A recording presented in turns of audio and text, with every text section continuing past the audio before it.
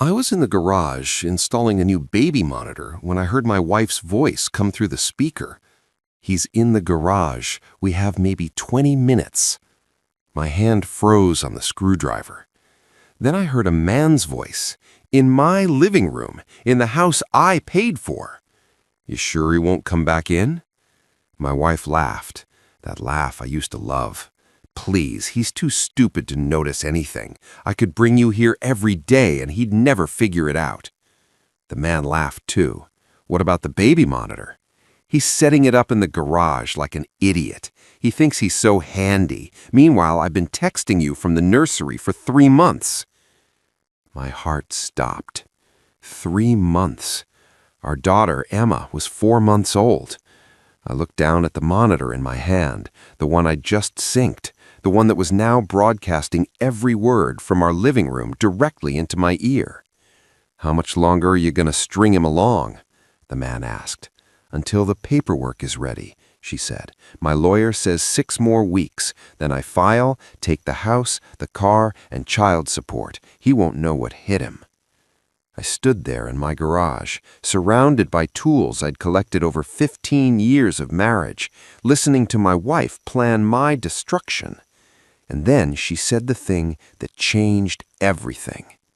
"The best part? He thinks Emma is his." The screwdriver fell from my hand and clattered on the concrete floor. If you want to know what I did in the next 60 seconds that saved my entire life, hit subscribe, because what I heard next made me realize I wasn't just losing a wife, I was losing everything. My name is Ryan Mitchell. I'm 38 years old, and I live in Austin, Texas. I'm a senior software engineer at a tech company downtown. Good job, good salary, the kind of stable career that's supposed to be the foundation of a good life. I met my wife, Vanessa, 7 years ago at a friend's wedding. She was a bridesmaid, I was a groomsman. We danced, we laughed, we exchanged numbers. 6 months later, I proposed. A year after that, we got married in the same venue where we met. For 5 years, it was good. Not perfect, no marriage is, but good. We traveled, we bought a house in Cedar Park, we talked about starting a family. Then 2 years ago, Vanessa got pregnant. I cried when she told me. Happy tears, the kind that come from a place so deep you didn't know it existed. We painted the nursery together. Pale yellow walls, white furniture, a mobile with little elephants that played Twinkle, Twinkle, Little Star. Emma was born on a Tuesday morning in March, 7 pounds, 3 ounces. Perfect. I held her in the hospital and felt my entire world shift. Everything before that moment suddenly felt like prologue. This was the real story. This was what mattered. I took 2 weeks of paternity leave. I changed diapers at 3 a.m. I learned to swaddle, to burp, to decode different types of cries. Vanessa seemed distant, but I chalked it up to postpartum recovery. Everyone said the first few months were hard. "She'll come around," my mom said. "Give her time." So I gave her time. I took on more of the household work. I cooked, cleaned, did laundry. I wanted to make things easier for her. I thought I was being a good husband. I didn't realize I was being a fool. The baby monitor was supposed to be an upgrade. We had an old one, basic audio, crackling connection.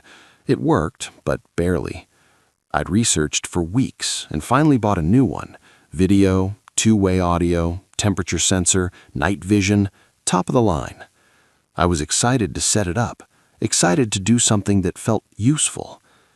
That Saturday morning, Vanessa said she was tired, asked if I could handle the installation while she rested. "Of course," I said. "Take a nap. I've got this." She smiled, kissed my cheek. "You're the best." I grabbed my tools and headed to the garage to prep the mounting hardware. The monitor had 2 units, one for the nursery, one portable receiver. I synced them both, tested the connection. That's when I heard it. Static. Then voices. I frowned. The nursery unit wasn't supposed to be on yet. I hadn't even mounted it. Then I realized the portable unit was picking up the base station I'd set up in the living room to test the range. And Vanessa's voice came through, crystal clear. He's in the garage. We have maybe 20 minutes. I stood there frozen, staring at the small screen in my hand. Then a man's voice. "You sure you won't come back in?" My wife laughed. "Please, he's too stupid to notice anything. I could bring you here every day and he'd never figure it out." My brain couldn't process it. This had to be a mistake, a crossed signal, someone else's conversation bleeding through. But then she said my name. Ryan's so focused on being super dad he doesn't see anything else. It's pathetic, really. The man laughed. "What about the baby monitor?" "He's setting it up in the garage like an idiot. He thinks he's so handy. Meanwhile, I've been texting you from the nursery for 3 months. 3 months. Emma was 4 months old. The math hit me like a freight train. "How much longer are you going to string him along?" the man asked. "Until the paperwork is ready. My lawyer says 6 more weeks. Then I file, take the house, the car, and child support. He won't know what hit him." I felt my knees go weak. I grabbed the workbench to steady myself. This wasn't real. This couldn't be real. But then she said the thing that shattered everything. The best part? He thinks Emma is his. The screwdriver fell from my hand.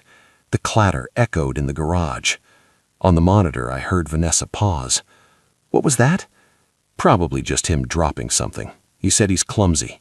She laughed again. "Yeah, he is."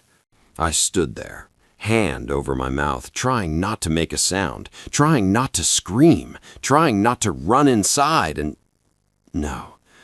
I forced myself to breathe, to think. If I went in there now, if I confronted them, I'd lose. I'd be emotional, irrational. She'd spin it. She'd make me the bad guy. I needed proof. I needed a plan. I looked down at the monitor in my hand, and I pressed record.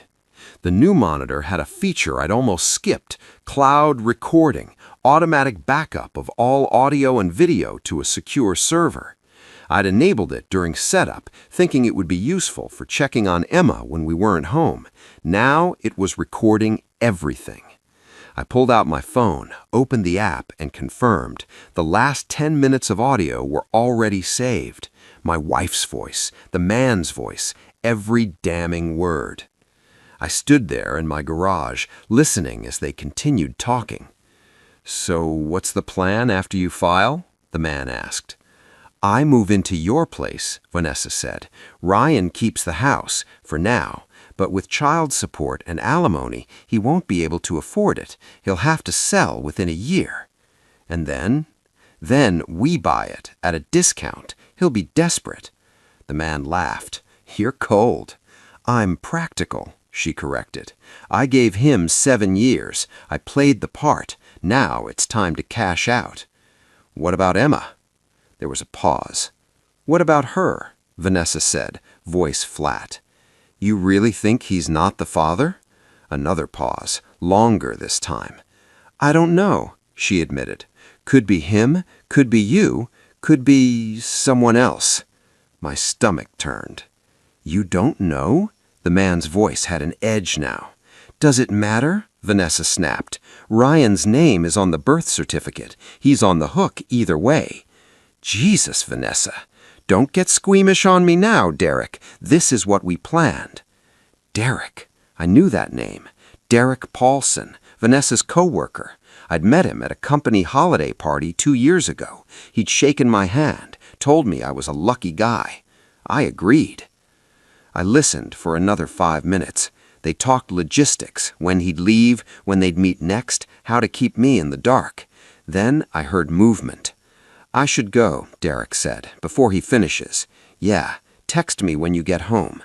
"I will." A pause, then sounds I didn't want to hear. Kissing. I turned off the monitor, saved the recording, and walked back into my house. Vanessa was on the couch, scrolling through her phone. She looked up when I walked in. "Hey, how's it going?" I forced a smile. "Good, just need to mount the camera in the nursery." "Need help?" "No, I've got it." I walked past her, up the stairs, into Emma's room. She was asleep in her crib, tiny fists curled, chest rising and falling. I stood there, looking down at her. Was she mine? I didn't know. And in that moment, I realized something. It didn't matter. I'd been there when she was born. I'd held her, fed her, changed her, rocked her to sleep. Biology might be a question mark, but fatherhood, that was already decided. I was her dad, and I was going to protect her. I mounted the camera, synced it, tested it. Then I went back downstairs. Vanessa was still on the couch. All done? Yep, works perfectly. Great. She didn't look up from her phone. I sat down next to her. Hey, can I ask you something? Sure. Are you happy with us, with our life? She studied my face. Why are you asking? I don't know, I want to make sure you're okay. Her expression softened. She reached over, touched my hand. I'm fine, Ryan, just tired. You know how it is with a baby. Yeah, I said, I know. She squeezed my hand. You're a good husband and a great dad. I looked into her eyes, and I saw nothing. No guilt, no remorse, no truth. Just performance. Thanks, I said. She went back to her phone. I went back to planning. That night, after Vanessa went to bed, I sat in my home office and made a list. Things I know. 1. Vanessa is having an affair with Derek Paulson. 2. She's planning to file for divorce in 6 weeks. 3. She's been meeting with a lawyer. 4. She's unsure if Emma is biologically mine. 5. She's planning to take the house, car, and maximum child support. 6. She thinks I'm too stupid to notice. Things I need. 1. Paternity test. 2. Divorce attorney. 3. Financial records. 4. More evidence. 5. A plan. I stared at the list for a long time. Then I added one more line. Rule number 1. She can't know I know. The next morning I acted normal. Made breakfast, changed Emma's diaper, kissed Vanessa goodbye when she left for work. Then I got to work. First, the paternity test. I ordered a discreet DNA kit online, express shipping. It would arrive the next day. Second, the lawyer. I called 3 firms, left messages, said I needed a consultation for a sensitive family matter. Third, finances. I logged into our bank accounts, started taking screenshots, every transaction, every balance, every statement going back 2 years. I noticed something immediately. Cash withdrawals, $200 here, $300 there, always on Fridays. I cross-referenced with my calendar. Every withdrawal lined up with a day Vanessa said she was working late. I documented everything. By noon, I had a file folder an inch thick. The first lawyer called back that afternoon. Her name was Margaret Stokes, 62 years old, 30 years of family law experience. Mr. Mitchell, she said, tell me what's going on. I told her everything. The monitor, the conversation, the affair, the plan. She listened without interrupting. When I finished, she said, do you have recordings? Yes. Good. Email them to me encrypted. Okay. How's your relationship with your wife right now? She thinks everything is fine. Keep it that way. Don't confront her. Don't change your behavior. Act normal. That's the plan. Good, because here's what's going to happen. She's going to file. She's going to ask for the house, alimony, child support. She's going to paint you as an absent father or a bad husband. I'm neither. I know, but she'll try, and if you give her any warning, she'll prepare. She'll hide assets. She'll coach her story. We need the element of surprise. So what do? You wait, you document, and when she files, we hit back with everything. What about Emma, the paternity question? Margaret paused. That's complicated. If you're on the birth certificate, you're the legal father. But if you want to challenge paternity, we can. It might affect child support." "I don't care about the money," I said. "I care about Emma." "Then we fight for custody, and we use the affair as evidence that she's not fit to be the primary parent." "Can we win? With what you have?" "Yes." For the first time in 24 hours, I felt something other than dread. I felt hope. The DNA kit arrived the next day.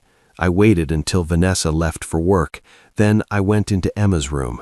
She was awake, looking up at me with those big blue eyes. "Hey, sweetheart," I whispered. I swabbed the inside of her cheek. Gentle, quick.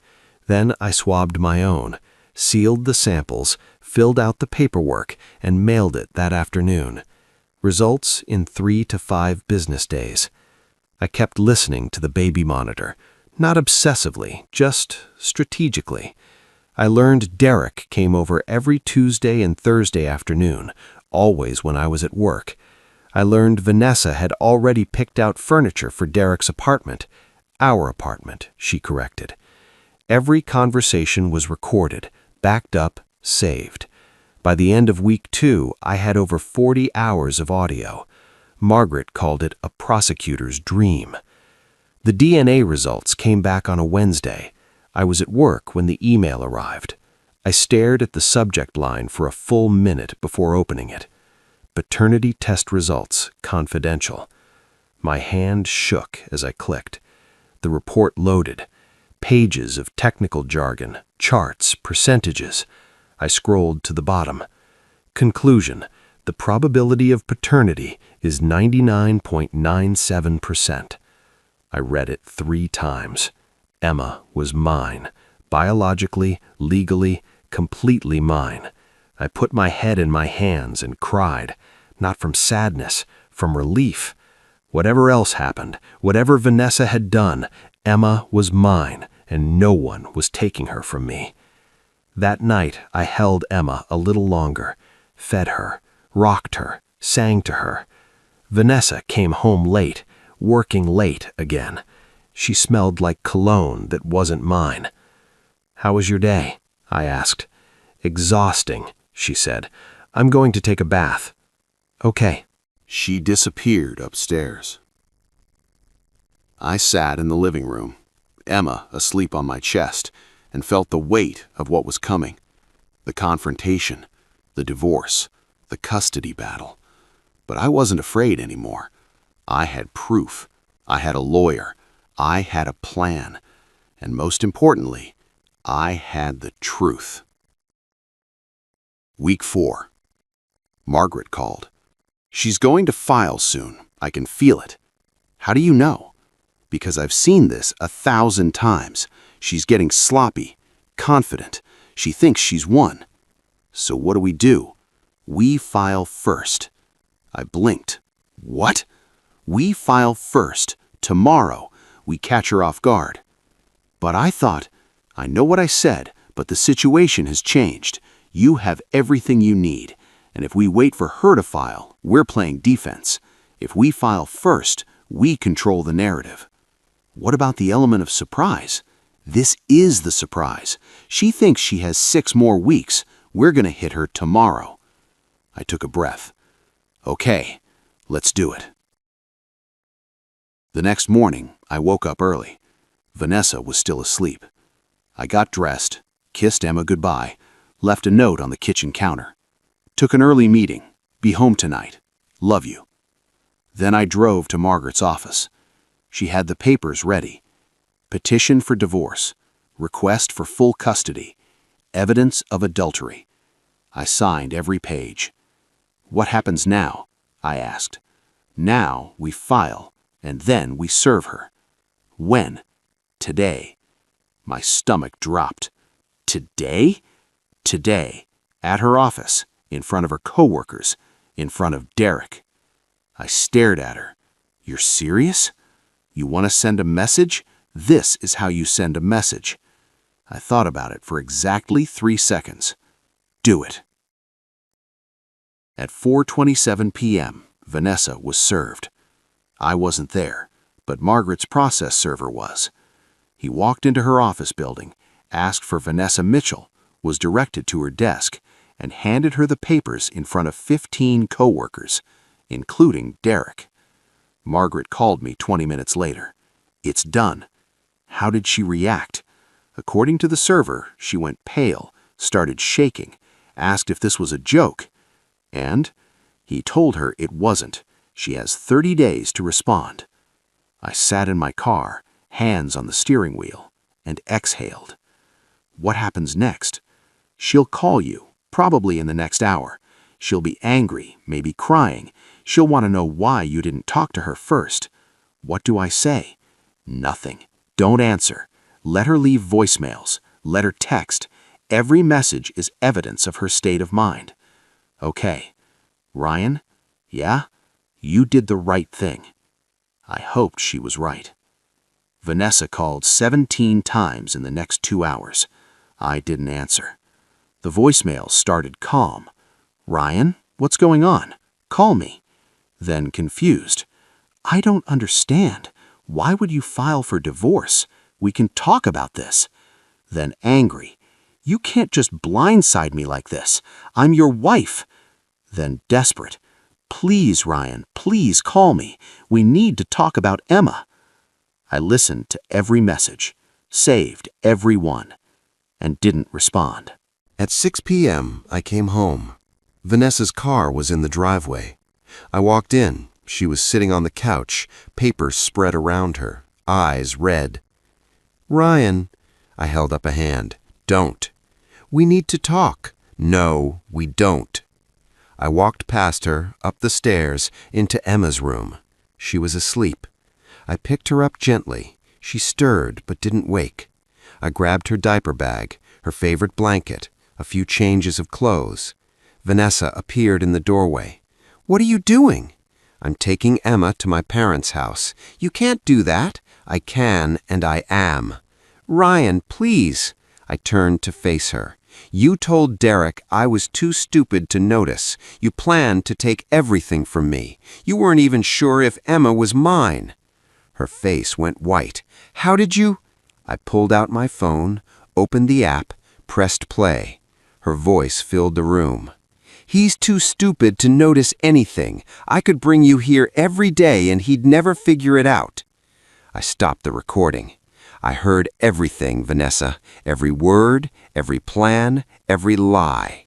She opened her mouth, closed it. The baby monitor, she whispered. The baby monitor. Tears started falling. Ryan, I can explain. No, you can't. I walked past her, Emma in my arms, and headed for the door. Ryan, wait! I stopped, turned. You wanted a divorce, you got one. My lawyer will be in touch. And I left. The custody hearing was 3 weeks later. Vanessa's lawyer tried to paint me as vindictive, as a husband who couldn't forgive a mistake.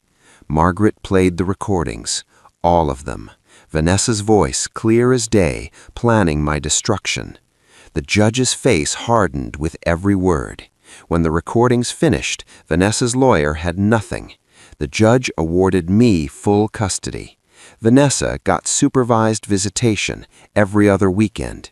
She cried, begged, promised to change. The judge didn't budge. Mrs. Mitchell, he said, you treated your marriage like a business transaction. You planned to defraud your husband. You showed no remorse, no honesty, no integrity. He looked at me. Mr. Mitchell has demonstrated that he is the stable, loving parent this child needs. He banged his gavel. Custody awarded to the father. 6 months later, I'm sitting in my living room. Emma is on a playmat, reaching for a stuffed elephant. The house is quiet, peaceful. Vanessa moved in with Derek. Last I heard, they're taking a break. Turns out, when you build a relationship on lies, it doesn't last. I sold the house, bought a smaller place closer to my parents, started therapy, started healing. And every night I tuck Emma into bed, kiss her forehead, and tell her she's loved. Because that's what matters. Not the betrayal, Not the lies, not the recordings or the lawyers or the custody battle. Just this, a father and his daughter, safe, together, home. If this story hit you, comment, "I heard everything." If you've ever been underestimated, if you've ever been called stupid by someone who didn't know you were 10 steps ahead, this one's for you. Hit subscribe for more stories about the quiet power of knowing when to listen and when to act. Because sometimes the best revenge isn't confrontation, it's documentation.